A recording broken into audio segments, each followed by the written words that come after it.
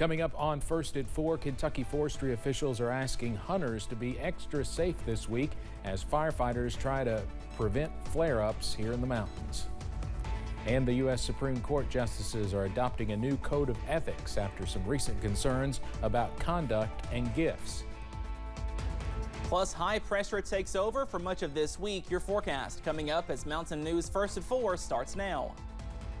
Dedicated to Eastern and Southern Kentucky, this is WYMT Mountain News First at 4. Good afternoon, I'm Steve Hensley. First at 4, as we enter another dry work week, Kentucky Division of Forestry crews along with fire departments are still trying to contain some forest fires. As of this morning, a total of 26,777 acres have burned, with 19 fires still active.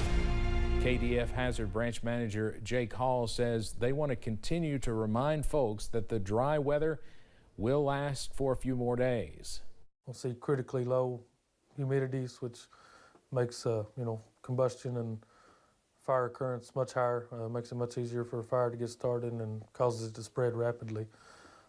Even if you think you've got enough clearance around a brush pile or something you're burning, if that radiant heat with this kind of dryness and heat we're seeing this week, that'll cause combustion.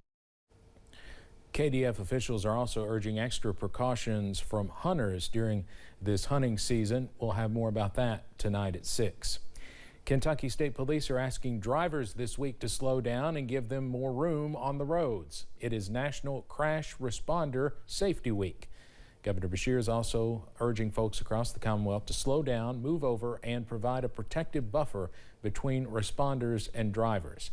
This week, KSP will be spotlighting their efforts through their social media accounts and on television.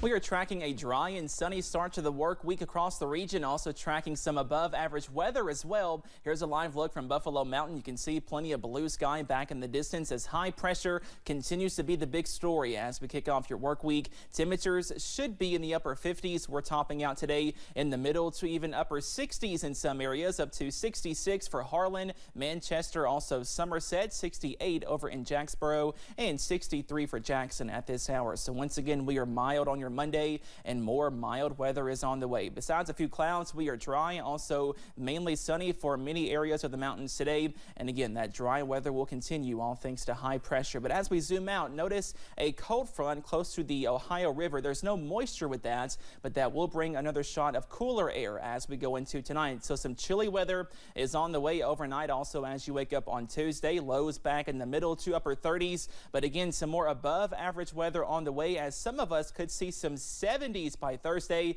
Also tracking a cold front with more showers later on this week by Friday. All those details coming up in just a few minutes. Steve?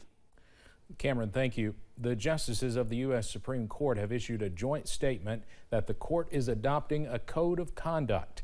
It is an attempt to improve public confidence in the High Court after months of headlines alleging some justices appear to have potential ethics violations. The new code is based on an existing code of conduct for lower courts. The justices did not make clear how the code would be enforced and say they had more work to do. Donald Trump Jr. returned to the stand today in New York City as defense lawyers start calling witnesses in the civil fraud trial that threatens his father's real estate empire. Trump Jr. is a Trump Organization executive vice president and a co-defendant in the case. He returned to the witness stand 2 weeks after state lawyers quizzed him during a major stretch of the trial that also featured testimony from other members of his family. Republican presidential candidate Tim Scott says he is ending his 2024 bid for president in a move that stunned those close to him. The South Carolina senator made the announcement on Fox News Channel's Sunday Night in America with Trey Gowdy. The decision comes as Scott continued to struggle in the polls in a field dominated by former President Donald Trump. Scott entered the race with more cash than any other Republican candidate. Coming up on First at 4, the University of the Cumberlands hosts a food drive just in time for the Thanksgiving holiday. Plus, another mainly dry spell is on the way. Your forecast coming up after this break.